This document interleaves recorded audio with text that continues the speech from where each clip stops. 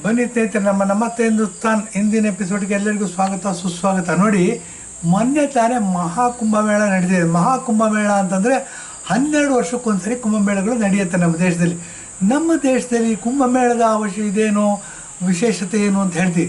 ನೋಡಿ, ಧಾರ್ಮಿಕವಾಗಿ ಮತ್ತು ಸಾಂಸ್ಕೃತಿಕವಾಗಿ ಮತ್ತು ನಮ್ಮ ಪರಂಪರೆಗೆ ಅನುಗುಣವಾಗಿ ನಾವೆಲ್ಲ ಹಿಂದೂಗಳು ಏನು ಮಾಡ್ತೀವಿ, ಸೆಲೆಬ್ರೇಟ್ ಮಾಡ್ತೀವಿ. ಪ್ರತಿಯೊಂದು ಕಾಲಮಾನವನ್ನು ಪ್ರತಿಯೊಂದು ನಿರ್ದಿಷ್ಟವಾದ ಸ್ಥಳದಲ್ಲಿ ಸೇರಿಬಿಟ್ಟು ಇದು ಮಾಡ್ತೀವಿ. ಇದನ್ನು ಶಿವರಾಮ ಕಾರಂತರು ಮೂಕಜ್ಜಿಯ ಕನಸುಗಳು ಅನ್ನೋ ಇದರಲ್ಲಿ ಭಾಳ ಚೆನ್ನಾಗಿ ಉಪಯೋಗಿಸ್ಕೊಂಡಿದ್ದಾರೆ. ಅದರಿಂದ ಸ್ಫೂರ್ತಿ ಪಡೆದ ಹೇಳ್ಬೋದು. ಏನು ಅಂತಂದರೆ ಪ್ರಯಾಗರಾಜ್ ನೋಡಿ, ತ್ರಿವೇಣಿ ಸಂಗಮ ಅಂತಂದರೆ ಗಂಗಾ ಮತ್ತು ಯಮುನಾ ಇಲ್ಲೇನಾಗುತ್ತೆ, ಕಣ್ಣು ಕಾಣಂಗೆ ಹರಿತವೆ, ಅವೆರಡು ಸೇರ್ಕೊಳ್ತವೆ. ಆದರೆ ಸರಸ್ವತಿ ನದಿ ಅನ್ನೋದೊಂದು ಹರಿತಾ ಇತ್ತು. ಅದೇನಾಯಿತು, ನಾಗರಿಕತೆ ಬೆಳೆದಂಗೆ ಮರಗಿಡಗಳನ್ನೆಲ್ಲ ಕಡಿತಾ ಹೋದಾಗ ನದಿ ಹೋಯ್ತಾ ಹೋಯಿತು. ಆದರೂ ಭೂಮಿಯ ಅನೇಕ ಪದರಗಳಲ್ಲಿ ಕೆಲವು ಪದರಗಳಲ್ಲಿ ನೀರು ಹರಿತಾ ಇರುತ್ತೆ. ಆ ನೀರು ಹರಿಯೋದನ್ನು ಸ್ಯಾಟಲೈಟ್ಗಳು ಕಂಡು ಹಿಡಿದಿದ್ದಾವೆ. ನಮ್ಮಲ್ಲೂ ಸಹ ಸ್ಯಾಟಲೈಟ್ಗಳು ಕಂಡು ಹಿಡಿದು ಸರಸ್ವತಿಯನ್ನು ಗುಪ್ತಗಾಮಿನಿ ಅಂತ ಕರೆದ್ವಿ. ಮತ್ತು ತ್ರಿವೇಣಿ ಸಂಗಮ ಅಂತ ಹೇಳ್ತೀವಿ. ಇದೇನಾಗುತ್ತೆ, ಆ 3 ನದಿಗಳು ಕೂಡ್ತಕ್ಕಂಥ ಜಾಗವನ್ನು ಪ್ರಯಾಗರಾಜ್ ಅಂತ ನೋಡಿ. ಯೋಗಿ ಆದಿತ್ಯನಾಥ್ ಅವರು ಹಿಂದೆ ಪ್ರಯಾಗರಾಜ್ ಅಂತ ಕರಿತಾ ಇದ್ವಿ ನಾವು. ಗಯಾ ಮತ್ತು ಪ್ರಯಾಗರಾಜ್ ಭಾಳ ಪುರಾಣ ಪ್ರಸಿದ್ಧ ಪ್ರದೇಶಗಳು ಮತ್ತು ಧಾರ್ಮಿಕವಾಗಿ ಅತ್ಯಂತ ಪ್ರಾಮುಖ್ಯತೆ ಪಡೆದಿರ್ತಕ್ಕಂಥ ಸ್ಥಳ. ಈ ಪ್ರಯಾಗರಾಜಲ್ಲಿ ಏನಾಗುತ್ತೆ, ಪುಣ್ಯಸ್ನಾನವನ್ನು ಮಾಡ್ತಿದ್ವಿ. ಪುಣ್ಯಸ್ನಾನ ಅಂದರೆ ಏನು ಅಂತಂದರೆ ನೋಡಿ, ಯಾವುದೋ ಒಂದು ನಿರ್ದಿಷ್ಟವಾದ ಪ್ರದೇಶದಲ್ಲಿ ಪ್ರಯಾಗರಾಜಲ್ಲಿ ನಿರ್ದಿಷ್ಟವಾದ ಸಮಯ ಅಂತಂದರೆ ಸಂಕ್ರಾಂತಿ ಹಬ್ಬ ಅಂತಂದರೆ ನೋಡಿ, ಅಸ್ಸಾಮಲ್ಲೇನೋ ಬೇರೆ ಹೆಸರು ಕರೀತಾರಂತೆ, ಇಲ್ಲಿ ಪೊಂಗಲ್ ಅಂತ ಕರೀತಾರೆ, ತಮಿಳುನಾಡಿನಲ್ಲಿ ನಾವು ಸಂಕ್ರಾಂತಿ ಅಂತ ಕರಿತೀವಿ. ಏನು ಅಂದರೆ ಕಾಲ ಚಳಿಗಾಲದಿಂದ ಹೋಗಿ ಬೇಸಿಗೆಗಾಲ ಬರುತ್ತೆ. ಬೇಸಿಗೆಗಾಲಕ್ಕೆ ಹೋದಾಗ ಏನಾಗುತ್ತೆ, ವಾತಾವರಣದಲ್ಲಿ ನೀರಿನ ಅಂಶ ಕಡಿಮೆ ಆಗ್ತಾ ಬರುತ್ತೆ. ಆ ನೀರಿನ ಅಂಶ ಕಡಿಮೆ ಆಗ್ತಾ ಬಂದಾಗ ಏನಾಗುತ್ತೆ, ಚರ್ಮ ಎಲ್ಲ ಒಡೆದೋಗುತ್ತೆ. ಚರ್ಮ ಒಡೆದೋಗಿ ಕೆಲವರು ಕಾಲುಗಳು ಸೀಳ್ಬಿಡುತ್ತೆ. ಸೀಳ್ಬಿಟ್ರೆ ಎಷ್ಟರ ಮಟ್ಟಿಗೆ ಸೀಳ್ಬಿಡುತ್ತೆ ಅಂತಂದರೆ ಸೀಳು ಕತ್ತಿಯಿಂದ ಕುಯ್ದಂಗಿರುತ್ತೆ ಸೌತೆಕಾಯಿನ. ಅಲ್ಲಿಂದ ರಕ್ತ ಬರ್ತಿರುತ್ತೆ.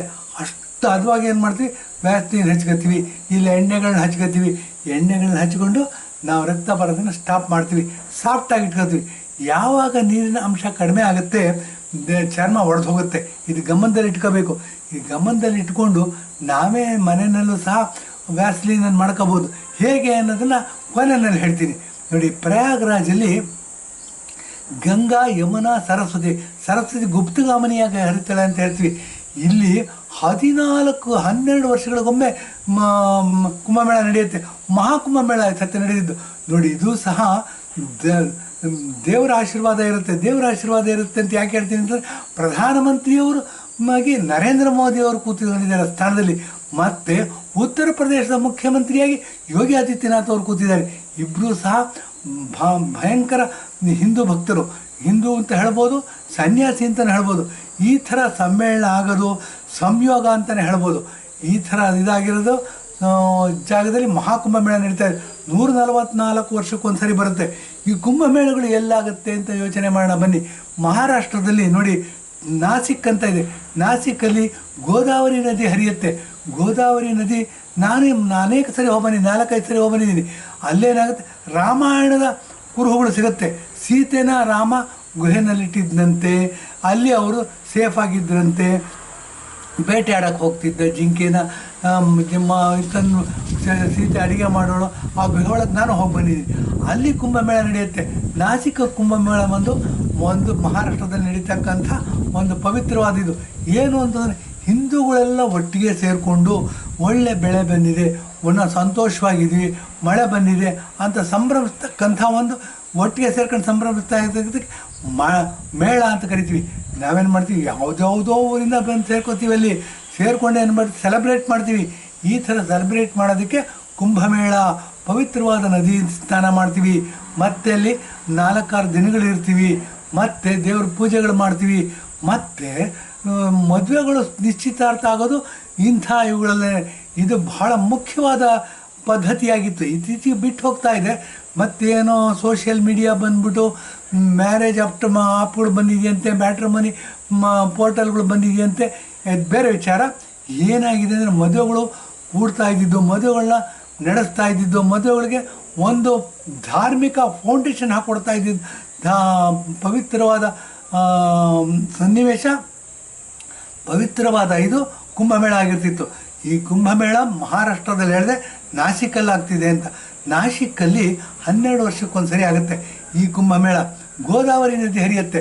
ಗೋದಾವರಿ ನದಿ ನೋಡಿ, ಅಲ್ಲಿ ಮೇಲ್ಗಡೆ ಹೋದರೆ ಇದಿದೆ, ತ್ರ್ಯಂಬಕಂ ಯಜಾಮಹೇ ಸುಗಂಧಿಂ ಪುಷ್ಟಿವರ್ಧನಂ ಉರ್ವಾರುಕಮೇವ ಬಂಧನಾನ್ ಮೃತ್ಯೋರ್ಮುಕ್ಷೀಯಮಾಮೃತ ಅಂತ.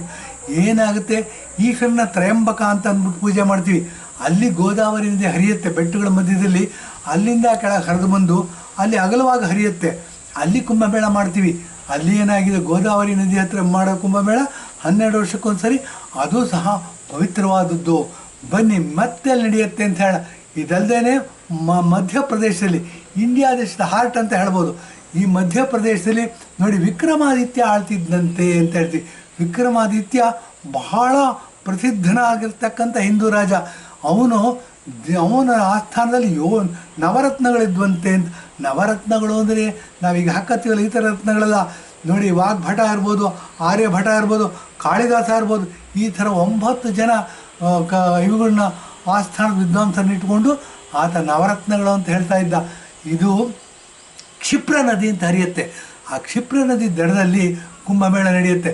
ಇದು ಕುಂಭಮೇಳ ನಡೀತಕ್ಕಂಥದ್ದು ಉಜ್ಜಯಿನಿಯೊಳಗೆ 2ನೇ ಕುಂಭಮೇಳ ನಡೆಯೋದು. ಇದಲ್ಲದೆ ನೋಡಿ, ಮಹಾರಾಷ್ಟ್ರದಲ್ಲಿ ನಡೀತಕ್ಕಂಥ ಕುಂಭಮೇಳ, ಉಜ್ಜಯಿನಿಯಲ್ಲಿ ನಡೀತಕ್ಕಂಥ ಕುಂಭಮೇಳ ಎರಡೂ ಸಹ ಬಹಳ ಪ್ರಸಿದ್ಧ. ಉಜ್ಜಯಿನಿಯಲ್ಲಿ ನಡೀತಕ್ಕಂಥ ಕುಂಭಮೇಳಕ್ಕೆ ಒಂದು ವಿಶಿಷ್ಟವಾದ ಸ್ಥಾನಮಾನ ಇದೆ. ಯಾಕೆ ಅಂತಂದರೆ 12 ಜ್ಯೋತಿರ್ಲಿಂಗಗಳಲ್ಲಿ ಪ್ರಸಿದ್ಧನಾಗಿರ್ತಕ್ಕಂಥ ಉಜ್ಜಯಿನಿ ಜ್ಯೋತಿರ್ಲಿಂಗ, ಮಹಾಕಾಲ ಅಂತ ಕರಿತೀವಿ. ಅಲ್ಲೇನಾಗುತ್ತೆ, ಆ ಜ್ಯೋತಿರ್ಲಿಂಗಕ್ಕೆ ಬೆಳಗಿನ ಜಾವದಲ್ಲಿ ಸ್ಮಶಾನದಿಂದ ಹೆಣವನ್ನು ಸುಟ್ಟಿರ್ತಕ್ಕಂಥ ಬೂದಿಯನ್ನು ತಗೊಂಬಂದು ಅಭಿಷೇಕ ಮಾಡ್ತಾರೆ. ಇದು ಸಹ ನೋಡ್ಬೋದಾದಂಥ ಒಂದು ಇದು ನೋಡೋದಕ್ಕೋಸ್ಕರ ಅನೇಕ ಜನ ಹೋಗ್ತಾರೆ. ಇದು ಸಹ ಬಹಳ ಪವಿತ್ರವಾದ ಕ್ಷೇತ್ರ ಅಂತ ಹೇಳಿಬಿಟ್ಟು ಬನ್ನಿ ಮುಂದಿನ ಇದಕ್ಕೆ ಹೋಗೋಣ.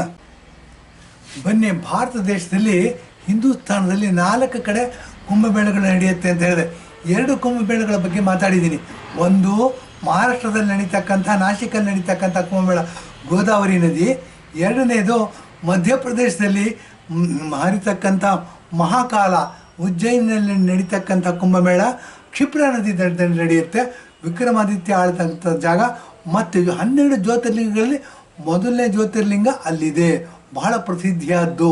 ಮಂಗಳ ಗ್ರಹದಲ್ಲಿ ಏನು ಕೆಂಪು ಮಣ್ಣು ಗ್ರಹ ಅಂತ ಹೇಳ್ತೀವಿ, ಅದೇ ಥರದ ಮಣ್ಣು, ಅದೇ ಥರದಿದು ಉಜ್ಜಯಿನಿ ಹತ್ತಿರ ಸಿಗುತ್ತೆ.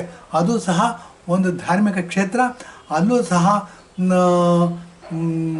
ಸತ್ತೋದವ್ರಿಗೆ ತಿಲಾಂಜಲಿ ಕೊಡೋದು ಮತ್ತು ತರ್ಪಣ ಕೊಡೋದು ಮತ್ತು ಅನೇಕ ವೈದಿಕ ಧರ್ಮಗಳನ್ನ ಮಾಡ್ತಾರೆ. ಅದು ಸಹ ಭಾಳ ಫೇಮಸ್ಸು.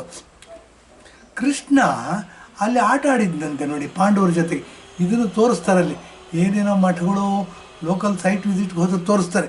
ಕ್ಷಿಪ್ರಾ ನದಿ ದಂಡೆಯಲ್ಲಿ ನೋಡಿ, ಅಲ್ಲಿ ಕುಂಭಮೇಳ ನಡೆಯೋದು.